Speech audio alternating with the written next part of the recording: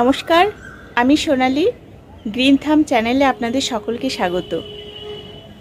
আমরা যারা বাগান করি তারা দেখি অনেক সময় কি হয়, বাগানে যে ফুল গাছ, ফল গাছ, এই গাছগুলোতে ফুলের কুড়ি আসছে কিন্তু ঝরে যাচ্ছে, বা ফুল হচ্ছে, ফুলের থেকে যে ফলের গুটি তৈরি হয় সেই গুটিগুলো ছোট ছোট অবস্থাতেই ঝরে পড়ছে।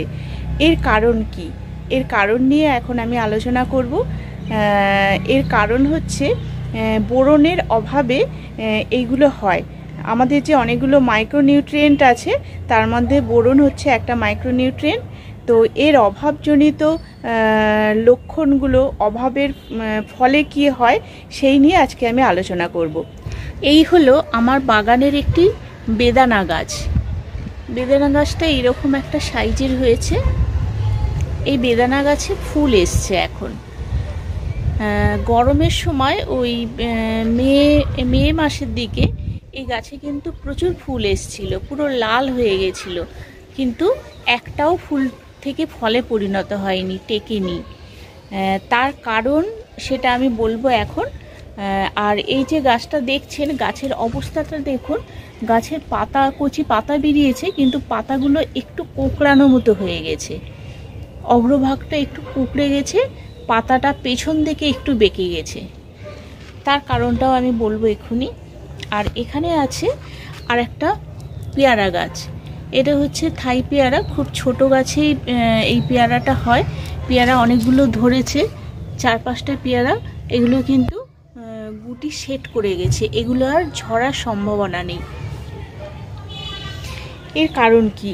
এর কারণ হচ্ছে এই গাছটায় যে সমস্যাগুলো আমি বললাম, তার কারণ হচ্ছে বোরনের অভাব।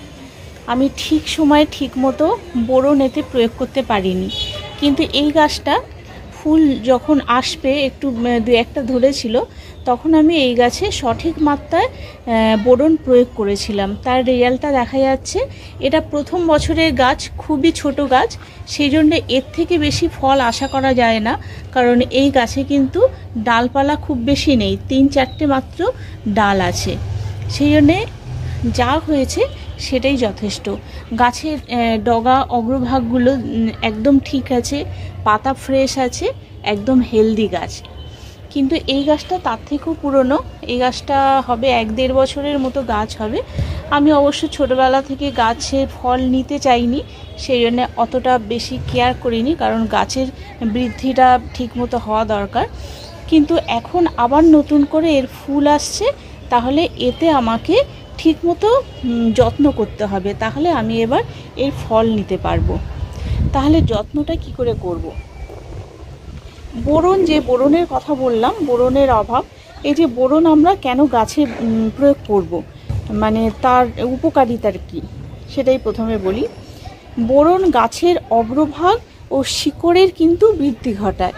এই যে গাছের দেখছেন কচি কচি ডাল বেরোচ্ছে, এগুলো খুব সুন্দর সতেজ হবে। আর বোরন প্রচুর পরিমাণে পরাগরেণু তৈরি করে এবং পরাগায়নের হারটাও বৃদ্ধি করে। এছাড়া বোরন, এই যে ফুল হচ্ছে, এই ফুল ঝরা এবং ফুল থেকে যে ছোট ছোট গুটি তৈরি হয়, এটা যেমন গুটি তৈরি হয়েছে, এই গুটি ঝরা থেকে কিন্তু রক্ষা করে, হতে দেয় না। এছাড়া ফল ও বীজ গঠনে বিশেষভাবে সাহায্য করে। একটা সুন্দর, খুব সুন্দর, বাজারে আমরা অনেক সময় দেখি অনেক রকম দামের, অনেক রকম আকারের ফল দেখতে পাই। সেটা কেন হয়? সেটা হচ্ছে এরকম, মানে কোনোটা হয়তো একটু বাঁকা হলো, কোনোটা একটু ছোট হলো আকারে, আবার কোনোটা খুব সুন্দর। সবই তো একই জিনিস, কিন্তু কেন হয় এই রকম আর কি। বোরন বা এছাড়া আরও অনেক কিছু আছে যেগুলোর অভাবে হতে পারে। আপাতত আমি যেগুলো বলছি সেগুলো বোরনের অভাবের জন্যই হয়। এবার ফলের আকার, ওজনটাও হ্রাস পেয়ে যায় বোরনের অভাব হলে। আর বোরনের জন্য ফলের রঙটাও আকর্ষণীয় হয়। এই ফলের যে একটা সুন্দর টুকটুকে লাল কালার, সেইটা কিন্তু অনেক সময় বোরনের অভাবে ফ্যাকাশে হয়ে যায়। তাছাড়া ফল যখন ফল ধরেও গেল, সেই ফলটা ফেটে যায়, ফলটা বিকৃতি হয়, বা ফলের গঠনগত ত্রুটি দেখা যায় এই বোরনের অভাবে। আর উদ্ভিদের শরীরের ক্যালসিয়াম ও পটাশিয়াম, যে তার অনুপাতটাও কিন্তু নিয়ন্ত্রণ করে এই বোরন। আর এটা তো হলো বোরন কেন দেব আমরা, কেন বোরন প্রয়োগ করব। এরপর আমি আসবো যে বোরনের যে অভাব হচ্ছে সেই অভাবজনিত লক্ষণগুলো আমরা কি করে বুঝবো। বোরনের অভাব হলে আমরা কি দেখে বুঝবো যে সেটার অভাব হচ্ছে।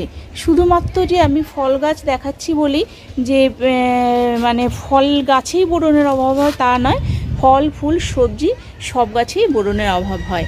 এটা একটা সবেদা গাছ, এখানেও নতুন করে গুটি আসছে। আগের বছরের গুটি আমি রাখিনি বা ছোট গাছ বলে আমি সেরকম তার চেষ্টা করিনি, কিন্তু এবার যে সাইজের গাছ হয়েছে এই সাইজে আমরা কিন্তু ফল নিতে পারি। সুতরাং ফল আনার জন্য আমাদের যা যা করা দরকার সেটা কিন্তু করতে হবে। ঠিক ঠিক সময় সার প্রয়োগ। এখন বর্ষা চলছে, আজকে বর্ষা হচ্ছে না বলে সেই জন্য আমি গাছে বোরনটা দিতে পারছি। আর যখন বর্ষা হবে তখন কোনো কিছুই দেয়া যায় না, সেই জন্য আজকে আমি এই গাছে বোরন প্রয়োগ করে দেব। এই যে অসুবিধাগুলো হয় বৃষ্টির জন্যে বা প্রচণ্ড গরমে তখন কিছু দেয়া যায় না, এই সব কারণে অনেক সময় আমাদের ঢিলেমি হয়ে যায় যে এখন দেব না কালকে দেব, এই করে আর হয় না। এবার আসি বোরনের অভাবজনিত লক্ষণ। এই যে গাছের কচি পাতা, এগুলোর গঠন ঠিক মতো হয় না। একদম যে ডগার পাতাগুলো দেখছেন, এই ডগার পাতাগুলো কিন্তু ঠিক মতো হয় না। এই পাতাগুলো হলুদ হয়ে যায়, ছোট হয়ে যায়। গাছে দেখাই যাচ্ছে যে পাতাগুলোর সাইজ বেদানা বা ডালিম গাছের পাতার সাইজ আরেকটু বড় হয়, এর পাতা কিন্তু ছোট হয়ে আসছে।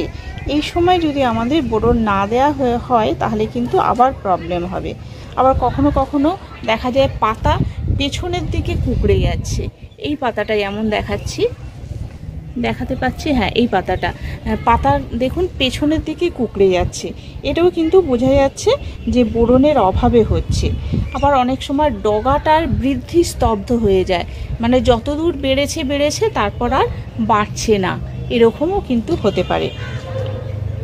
তারপর হচ্ছে ফল ফেটে যায়, কালো বা বাদামি স্পট দেখা যায় ফলের মধ্যে, অসময়ে ফুল ঝরে যায়। মানে এগুলো দেখলে আপনারা বুঝতে পারবেন যে গাছে মানে যে কটা 16টা আর কি গাছের পুষ্টি মৌল আছে তার মধ্যেই বোরন হচ্ছে একটা পুষ্টি মৌল। এই বোরনটার অভাব হয়ে যাচ্ছে, যার ফলে এই সবগুলো লক্ষণ দেখা যাচ্ছে। আর সব ধরনের ফুল ফল সবজি গাছে এটা প্রয়োগ করা যায়। এবার আমি বলবো যে কতটা পরিমাণ বা কিভাবে আমরা এটাকে গাছের মধ্যে প্রয়োগ করব।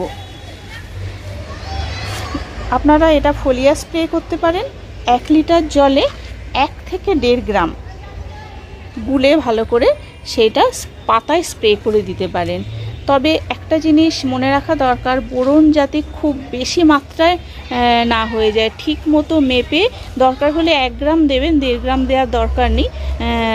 আবার 15 দিন পরে হয়তো আবার দিলেন, কিন্তু একসাথে বেশি মাত্রায় দিলে এর ক্ষতি হয়ে যাবে, পাতা ঝরে যাবে, পাতা পুড়ে যাবে, এই ধরনের অবস্থার সৃষ্টি হবে। এটা হলো ফোলিয়া স্প্রে বললাম।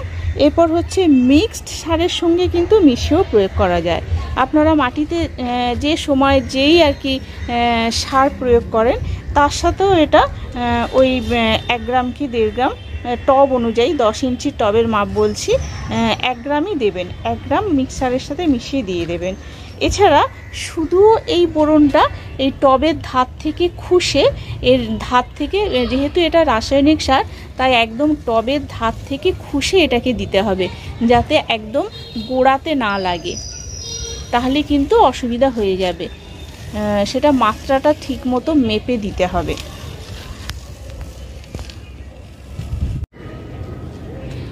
মাটির পিএইচ লেভেল যদি সঠিক মাত্রায় মেপে তাহলে এটাকে প্রয়োগ করা যায় তাহলে খুবই ভালো। পিএইচ লেভেলের যেটা দরকার এখানে এই মাটির ক্ষেত্রে, এই গাছের ক্ষেত্রে 5.5 থেকে 6.5-এর মধ্যে কিন্তু পিএইচ লেভেলটাকে রাখতে হবে। এটা পরীক্ষা করা যদি সম্ভব হয় ভালো। পিএইচ লেভেল আর কি মাপার জন্য যে যন্ত্র পাওয়া যায় সেটা দিয়ে, তাছাড়া ঘরোয়াভাবে মানে বিভিন্ন উপায় আছে যেটা দিয়েও আপনারা মাপতে পারেন। সেই কথায় আমি এখন আসছি না, সেটা একটা আলাদা ভিডিও হবে।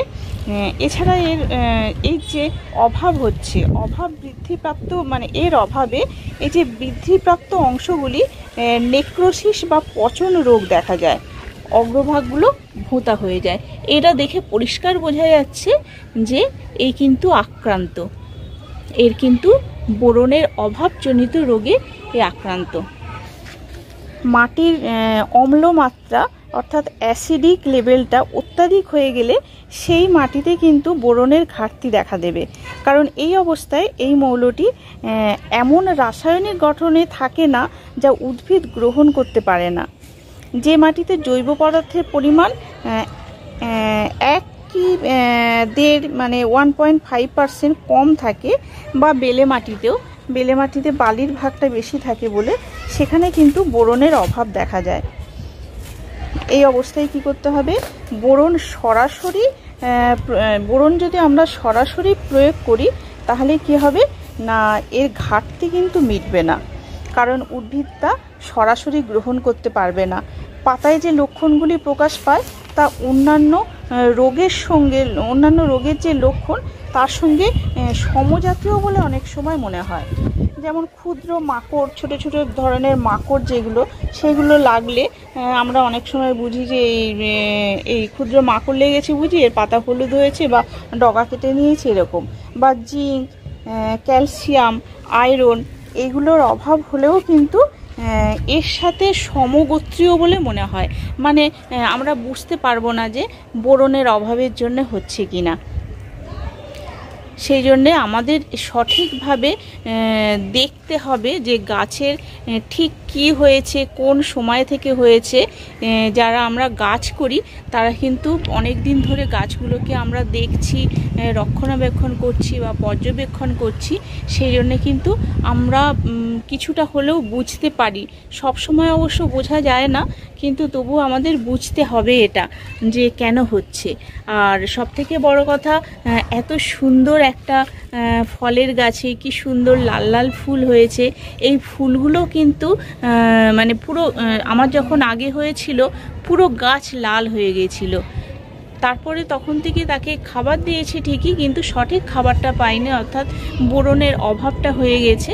সেই জন্য কিন্তু এবারে বেশি ফুল আসেনি। এবার যাও এসছে সেগুলোকে কিন্তু রক্ষা করার জন্যে আমাদের এক্ষুনি আমি বোরন স্প্রে করেই দিই, মাটিতে খুব একটা দিই না। তার কারণ হচ্ছে এটা রাসায়নিক সার, মাটিতে দিলে সেই মাটির পিএইচ লেভেলটা খারাপ হয়ে যাবে, বা এই মাটিটা আমি যদি প্রয়োজনে কখনো মাটি তুলে অন্য মাটি দিই, এই মাটিটার ব্যবহার করতে পারবো না, মানে ব্যবহার করাটা ঠিক নয়। তবে আমার খুব ভালো লাগছে যে আমার একটা ছোট্ট পেয়ারা গাছে পেয়ারা ধরেছে। আমি ভেবেছিলাম এটাও থাকবে না, কিন্তু এটা কিন্তু গুটি সেট করে গেছে, এটা আর কিছু হওয়ার সম্ভাবনা নেই। এখন এই বেদানা গাছে আমি বোরন স্প্রে করব। এইভাবে জলে মিশিয়ে আপনারা স্প্রে করবেন প্রতিটা অংশ ভালো করে, কিন্তু শুধু লক্ষ্য রাখতে হবে যাতে ফুল বা ফলে না পড়ে। আর মাত্রাটা সঠিকভাবে দিতে হবে। এখন আমার মাটি ভিজে, সেই জন্য আমি স্প্রেই করছি, মাটিতে দিচ্ছি না। মাটিতে কখনোই ভিজে অবস্থায় আপনারা কোনো কিছুই দেবেন না। তাহলে বন্ধুরা, আজকের মতো আমি ভিডিওটা শেষ করছি। আপনাদের যদি ভালো লাগে তাহলে প্লিজ একটু লাইক কমেন্ট করবেন। আর এতক্ষণ সঙ্গে থাকার জন্য অসংখ্য ধন্যবাদ। যদি আপনাদের কোনো কাজে লাগে তাহলে আমিও খুশি হব, আর আপনাদের বাগান এরকম সেজে উঠবে, তাতে আমারও ভালো লাগবে। নমস্কার।